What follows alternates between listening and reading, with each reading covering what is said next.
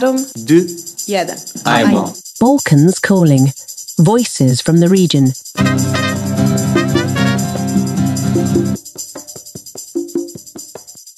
Hello, my name is Aleksandra Salamurović. I am a academic coordinator of the Seafield project, and today I'm talking to Katarina Damčević, who is currently our visiting fellow. I would like to shortly introduce her. Katarina is a PhD candidate and a junior researcher at the Department of Semiotics at the University of Tartu in Estonia. Her research focuses on hate speech and contested symbols in post-conflict societies. And the title of her doctoral thesis is Semiotics of Hate Speech and Contested Symbols, the Za dom spremni Ustaša salute in Contemporary Croatia. Katarina was also a research fellow in the US-based Dangerous Speech Project and in the Humanitarian Law Center in Belgrade in Serbia. Hello, Katarina, and welcome to our podcast. Hi, Alexandra, and thank you for having me. I would like to start with your current research on the semiotics of hate speech, on this example of Za dom spremni salute. Can you tell us more about it? How have you chosen this topic?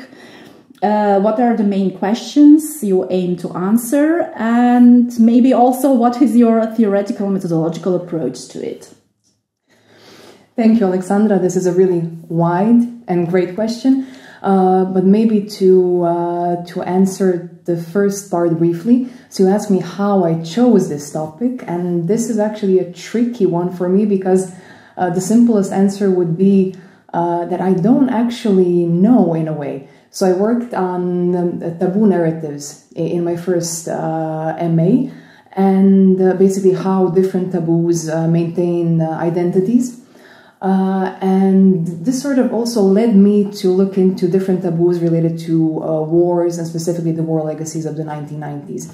And, you know, as I went on and as I got more familiar with the politics of language, I sort of dived into hate speech, which was first a bit wide for me. So I observed it from multiple angles. I was just, you know, reading up and thinking of approaches and examples that I might use. And then I realized that the Ustaša salute, ready for the homeland, or Za dom spremni, actually provides a really multifaceted example of hate speech and a controversial symbol, precisely because of its capacity to trigger cultural memory, different identity narratives tied to the legacies of the World War II, as well as 1990s wars of Yugoslavia and the homeland war in Croatia. So when I started to develop my proposal, I was primarily interested in looking at the salute in different contexts. So in official state-sponsored national commemorations, in media discourse, as well as social media, specifically how it proliferates in social media from the side of right-wing individuals and groups. And some of the aims that I had were basically to identify different signification frameworks or meaning-making tendencies triggered by the use of the salute, and also how different actors, such as war veterans and politicians, actually use the salute, incorporate the salute into their own political agendas, as well as identity narratives, in order to advance a one-sided version of the past, to mobilize voters, and, well, basically sort of facilitate this somewhat unhealthy level of memory politics in Croatia. And as for the framework, it predominantly relies on cultural semiotics, memory studies, and discourse analysis. So as you can assume, it is fairly interdisciplinary. So it's sometimes tricky for me to position myself in a way because I come from cultural studies. So I draw a lot from there. And then, you know, I sort of jumped into semiotics, in Tartu Moscow School semiotics specifically. And of course, I also, not borrow, but I learned a lot from fields such as genocide studies, political science as well. So again, it's sort of like a mashup of a lot of things there. But maybe to just mention lastly, what were some other aims of this research?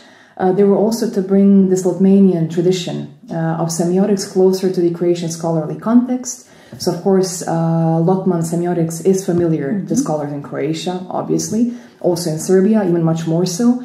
However, it is not applied as much in these topics. So, and the analysis of conflict, hate speech, conspiracy theories and narratives, or strategic narratives. So with this, I'm just hoping to bring it a bit, more closer, and then sort of to show that it has a lot of potential in analyzing the, semiotic construction of hate speech. So basically, how certain meanings come to be, what are certain dominant identity narratives that fuel hate speech, and then contested symbols.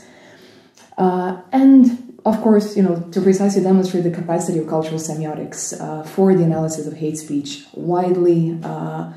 On the example of the salute, which again, really seems like a narrow example, but from where I stand now, it is actually extremely fruitful, and I see more and more questions appearing the deeper I go into it. Yes, I think also that your topic is not just an academic exercise, but actually it bears real consequences for Croatian society, and even maybe wider in the whole region or in Europe.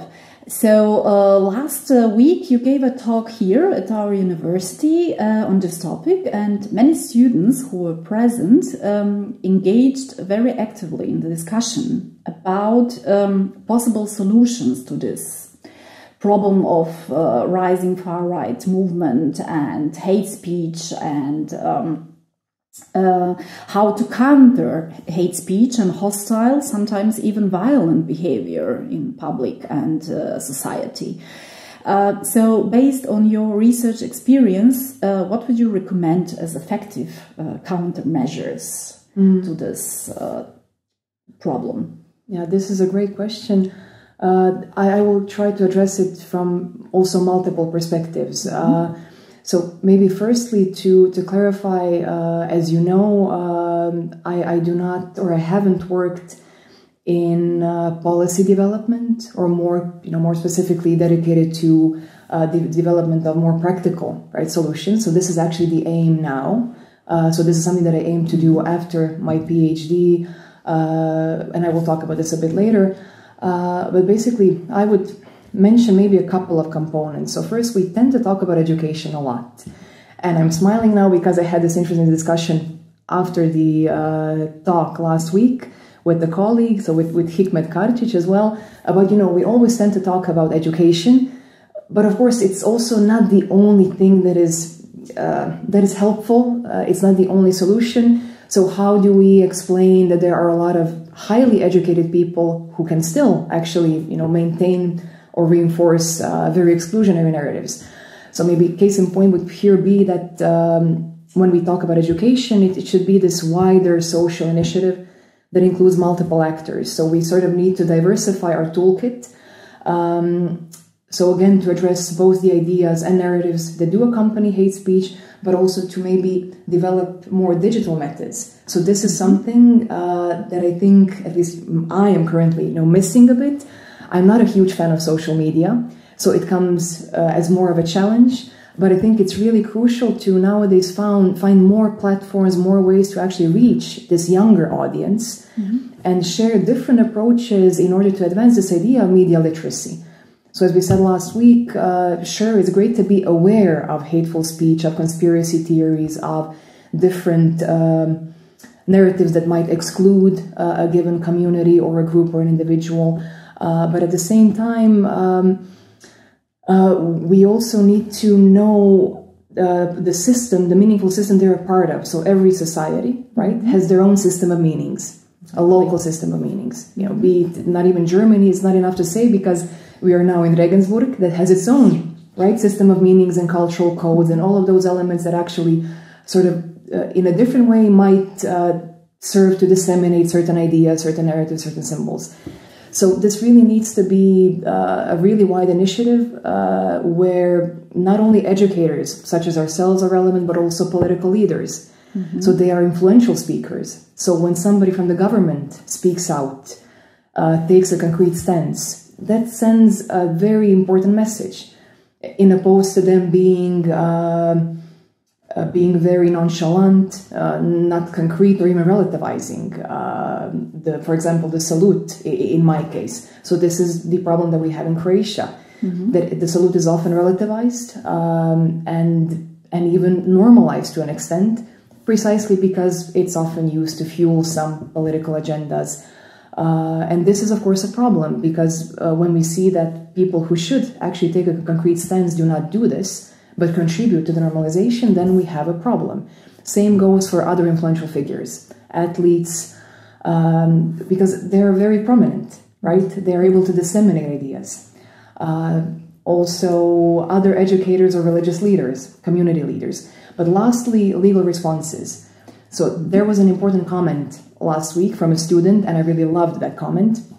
The prohibition sends a message.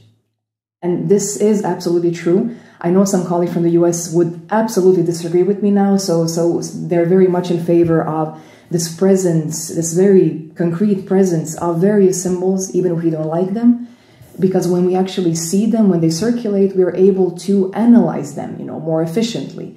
While I do somewhat agree with this, I think this is a very problematic stance, because regardless of prohibition, those symbols, ideas behind them still tend to maintain themselves, as we said last week, and find a different symbolic form.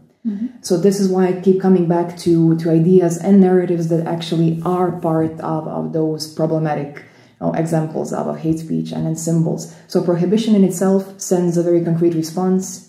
It should be present, but not without a wider social initiative. So maybe one of the solutions would be to have some academic prominent figures speaking out in the public about it regularly. Exactly, and maybe a community of people who, if and when a more concrete law or policy is developed, then we actually gather people who work on these topics, not only legal practitioners, who are obviously very valuable, but we need to have political scientists, historians, semioticians. So we need those very diverse perspectives, to challenge each other and to see, okay, but what is the problem here? So, how can somebody from semiotics contribute? Because they can contribute a lot. Legal practitioners don't usually look at the dynamics of meanings and how they change, and some of these things that tend to be even abstract for them. And I'm not proficient, of course, in law, so I would really love to learn more, from people engaged in this field. Diversification, right? And multiple fields. Yeah. One more challenge. One more challenge. There are many. Yeah, there are many, yeah. So we mentioned this widely used term hate speech several times now, and obviously hate speech is not restricted to speech and language in the narrow sense, as you said it. And I mentioned at the beginning of our conversation that you were also a fellow in this US-based dangerous speech project. And I saw on the website of the project that some of the project goals are not only to collect and analyze instances of hate speech, but also to look for responses to it and to disseminate these different measures among various interested groups, probably even more beyond academia, like you also mentioned. So, but I'm always interested to know and to learn how do we recognize hate speech actually? How would you define this concept from the perspective of semiotics? A lot of questions there, Aleksandra. Thank you for the challenge. You're welcome. I drugi put. Yes. But I would actually love to address this dangerous speech modeling initiative a bit more. It was a very important part of my doctoral studies. So I was lucky enough to stumble on their research in the beginning of my PhD, or about 5 years ago, and to be, included to work with them as a research fellow. But maybe to go, step by step. So if we would define hate speech, and honestly this, as I've also spoken with Professor Hansen here during my time in Regensburg, honestly I have more questions than answers, and I think this is good. I think this is always good. But as you know yourself, I think hate speech is one of those terms that always escapes concrete definition, escapes consensus, similarly to far right or extreme right. So we have multiple terms that we use in order to define it, to explore it, but we don't have a concrete definition that is sort of present everywhere.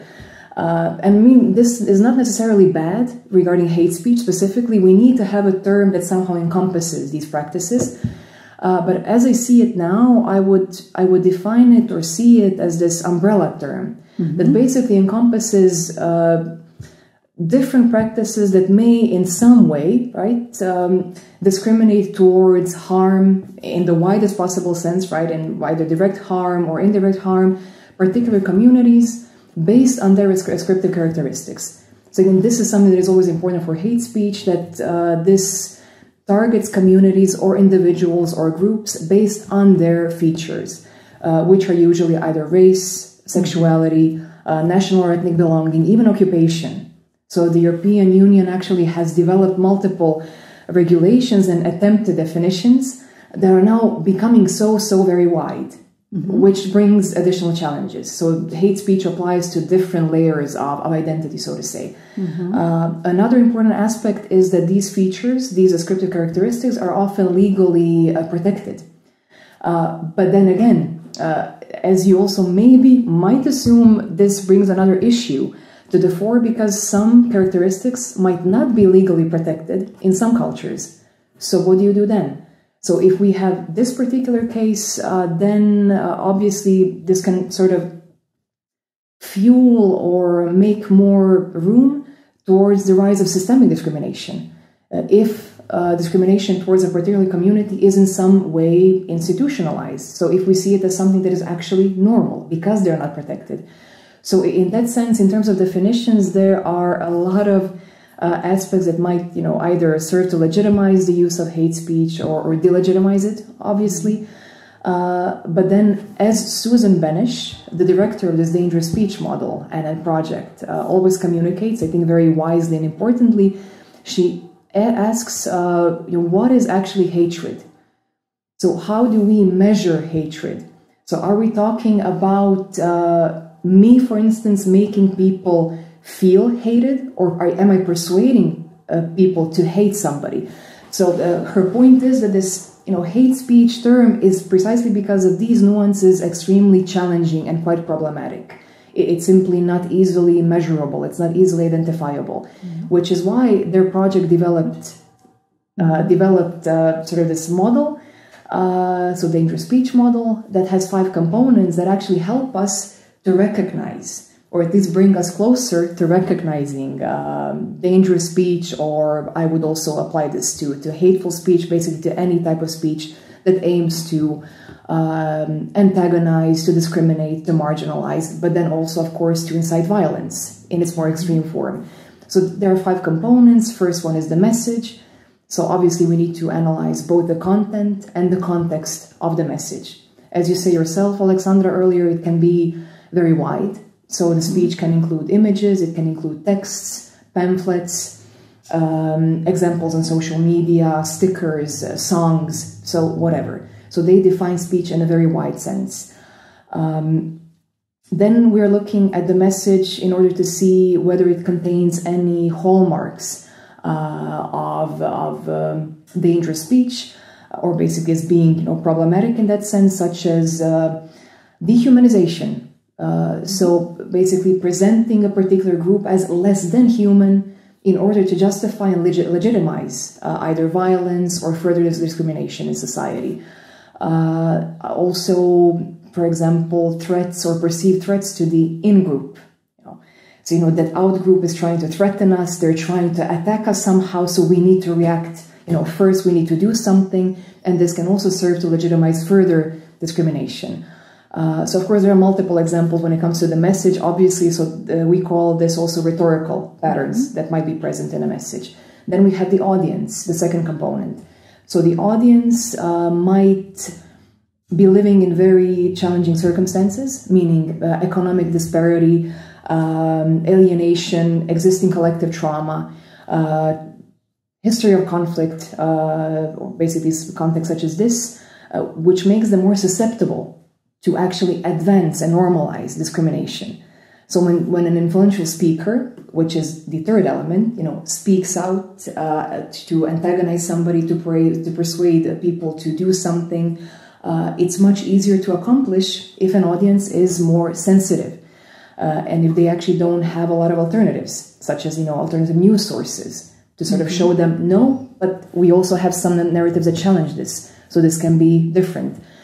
The speaker here is really important. We talked about them a bit earlier, right? Because speakers can be influential based on their even individual charisma. It can be very simple. They don't have to be this huge person, such as, the president.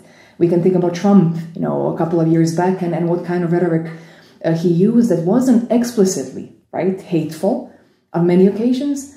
But of course, it did further a lot of problematic and exclusionary behaviors and attitudes towards, for example, Latinos.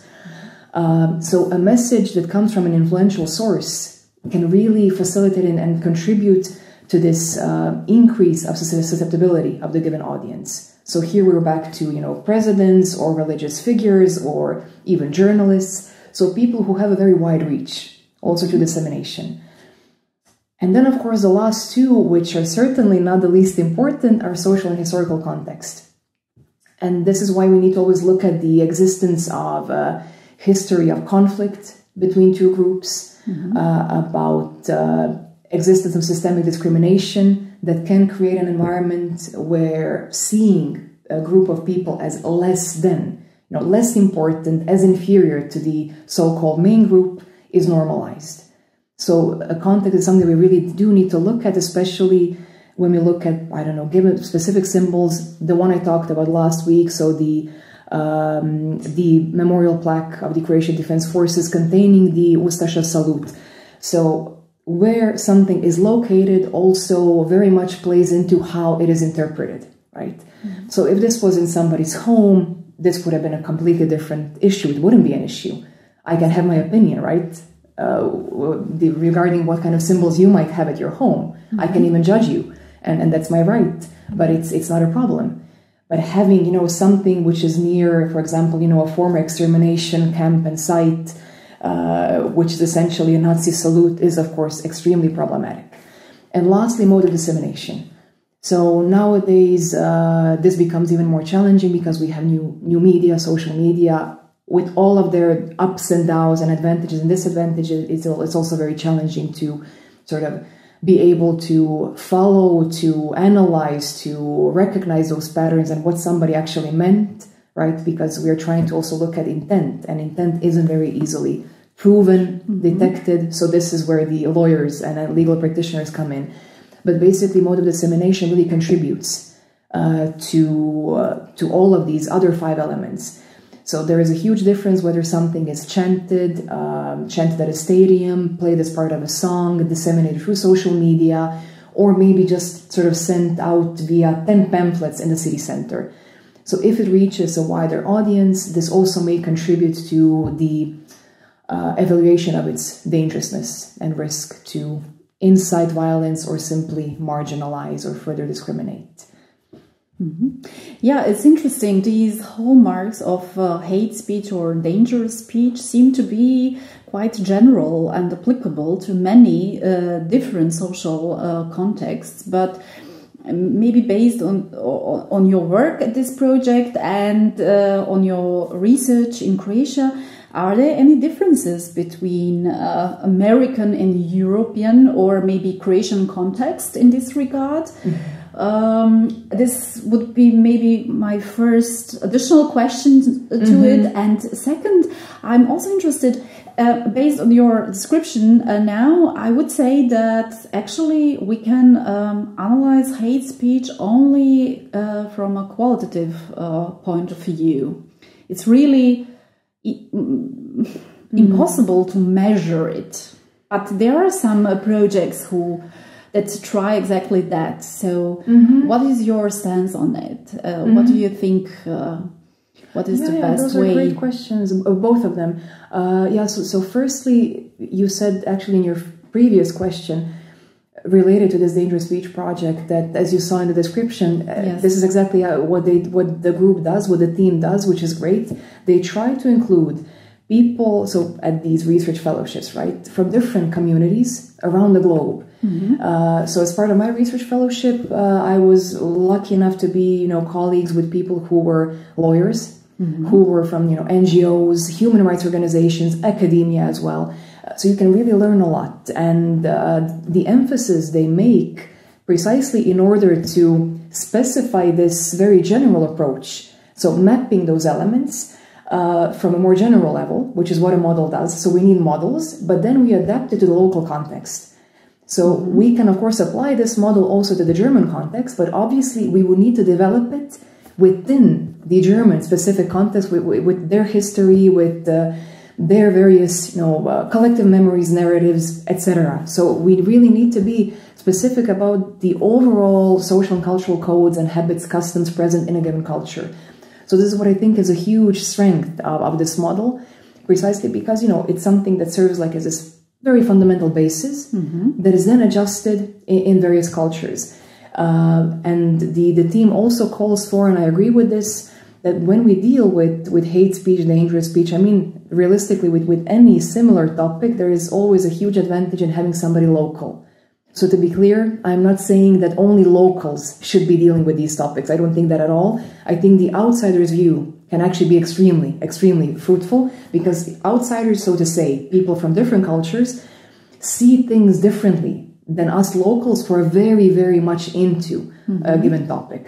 So sort of this, you know, different perspective can only open our eyes a bit more, so to say.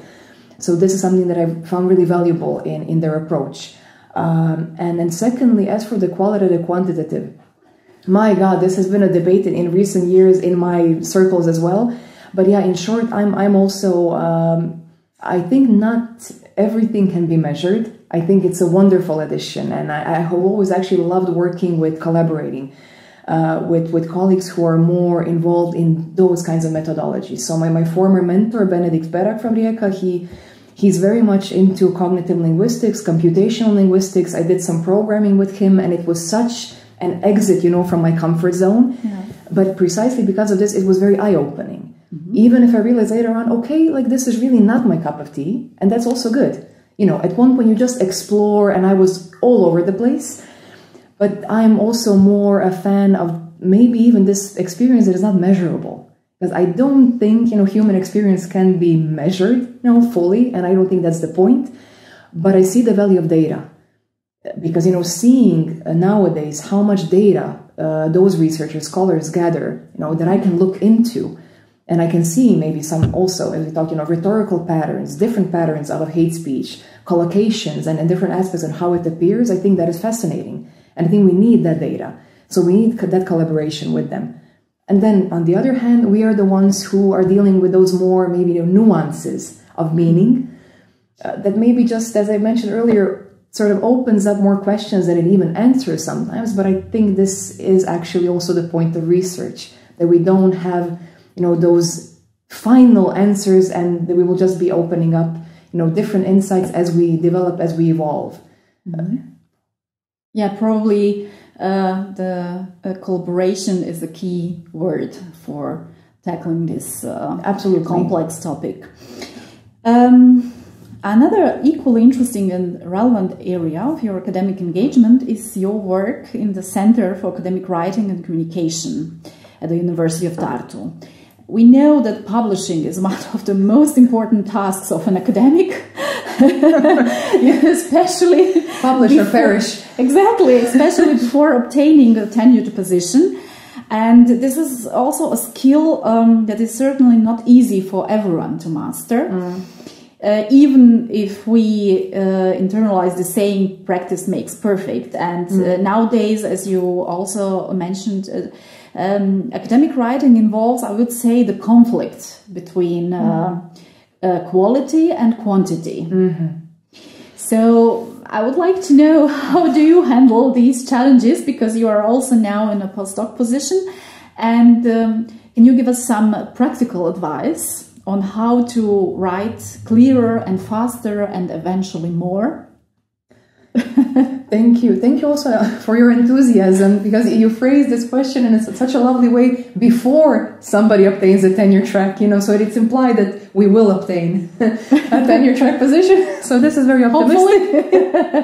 This is very optimistic, but yes, let's say fingers crossed. Yeah, but yeah, this is a great question, and I have also been going back and forth with some senior scholars about it in recent months,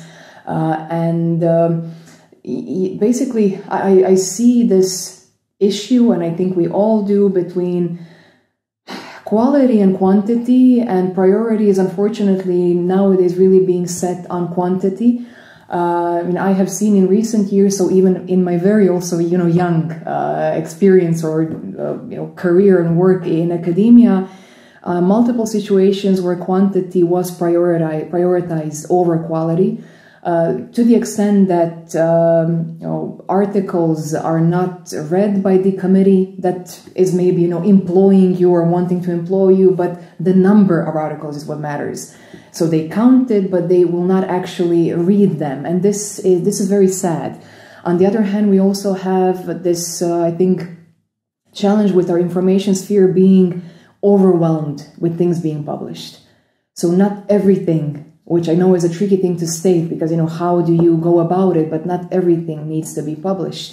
So not everything should be published. And one thing that has always been a bit, troublesome for me, in the sense that I have those internal conflicts, which I talk a lot about with my other friends and colleagues in the same position, is that I feel, I often feel like I don't have enough time to think. I just want to think. I want to think about the idea. I want to read more about it and take notes and just scribble and write, and without it having to become a proposal immediately. And this is sort of the phase that I'm finding myself now, although obviously I also, want to find another job once my contract ends.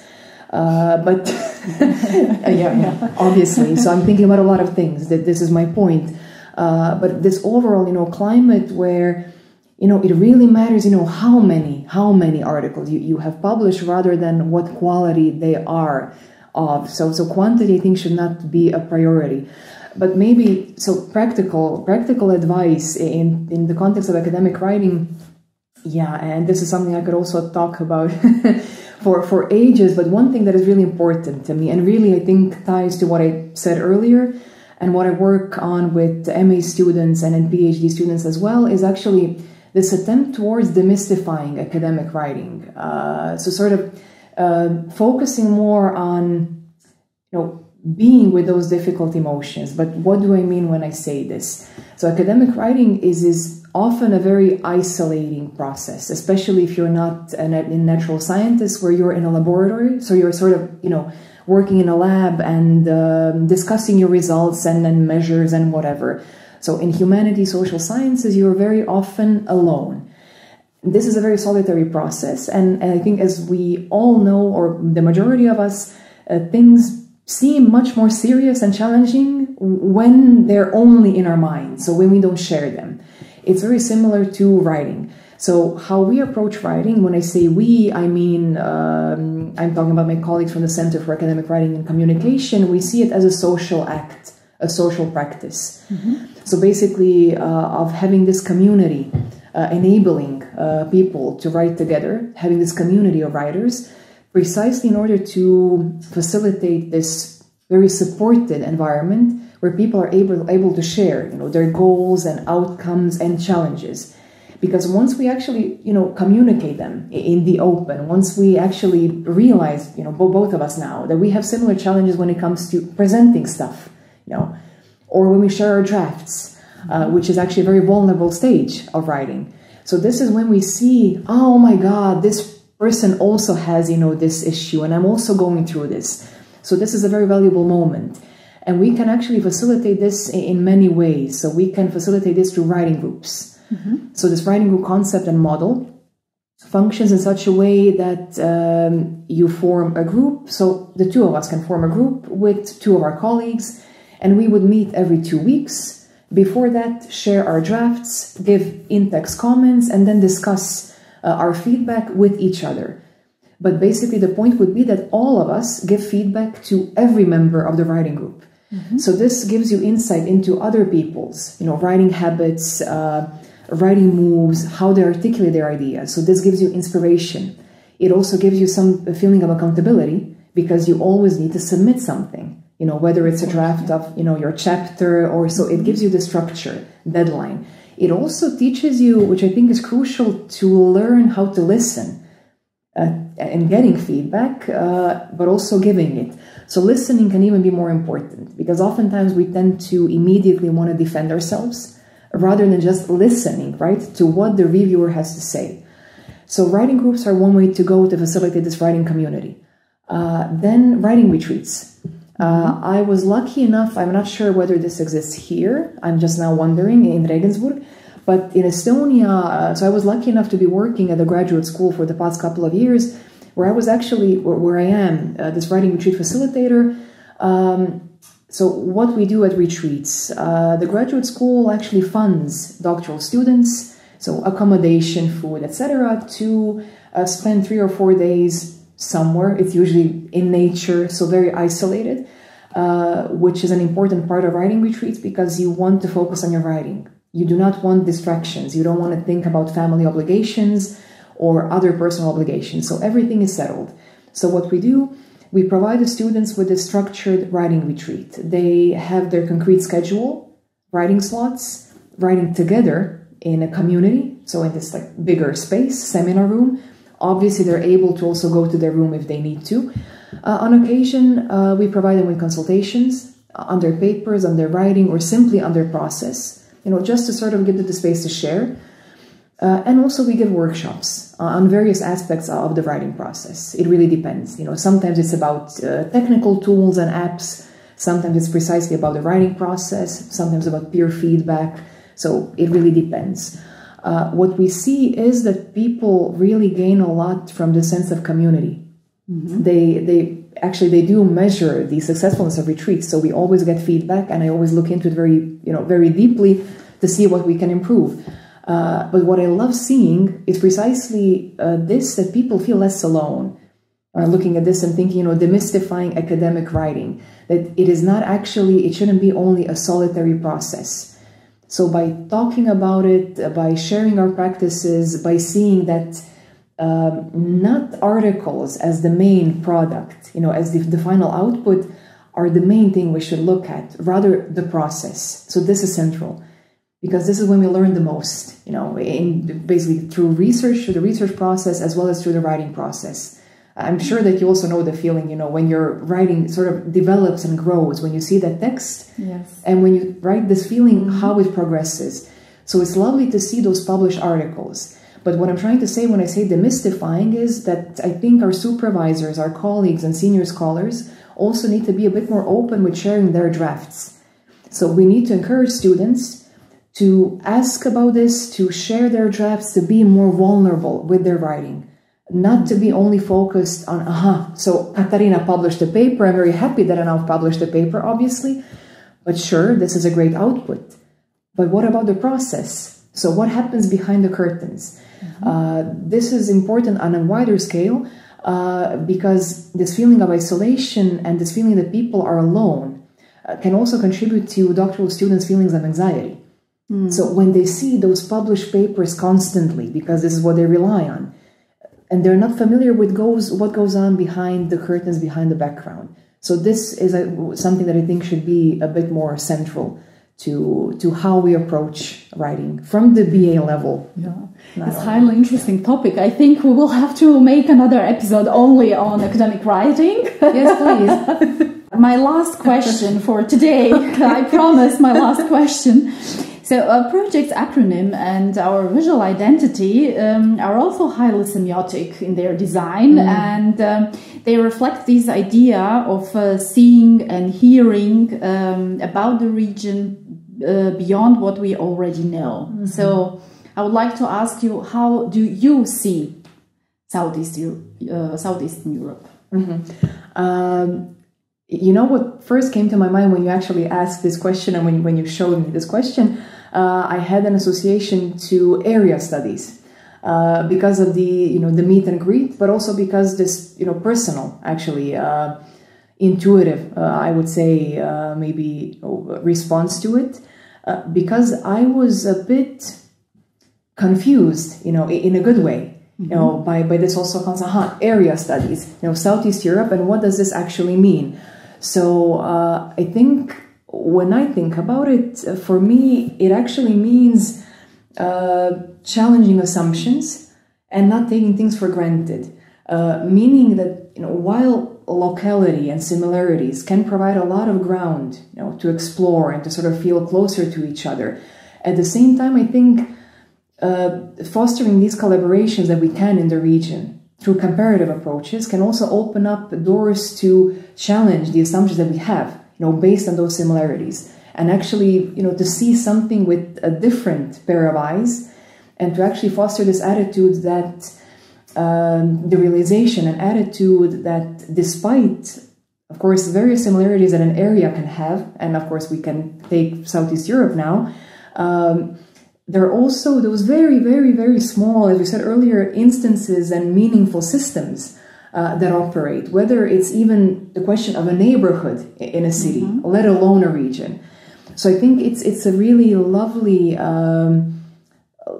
way or reminder, whether we talk about area studies or again about Southeast Europe, to just remind ourselves that, yeah, sure, we can learn a lot from similarities here, but also actually be much more aware of challenging our assumptions through those similarities and then fostering, the sort of generation of difference and welcoming difference in order to gain new insight into things that we thought we knew. So this would be something that came to me really intuitively, and Yeah, it's a good answer, actually. The lovely complexity of the region. The lovely complexity, of the region. For sure. Yeah. Thank you, Katarina, for coming to Regensburg and being our guest, and also being our guest or my guest at this podcast series. Na kraju za rastanak da ti poželim sve najbolje i nadam se da se vidimo uskoro opet u Regensburgu. Hvala, Aleksandra. Thank you very much. I ja se nadam da se uskoro vidimo. Hvala ti na razgovoru. If you want to learn more about the semiotics and performativity of hate speech, its psychological roots, social context, and linguistic diversity, we recommend episode 214 of the Croatian podcast series. Bliski susreti jezične vrste. Thank you for listening.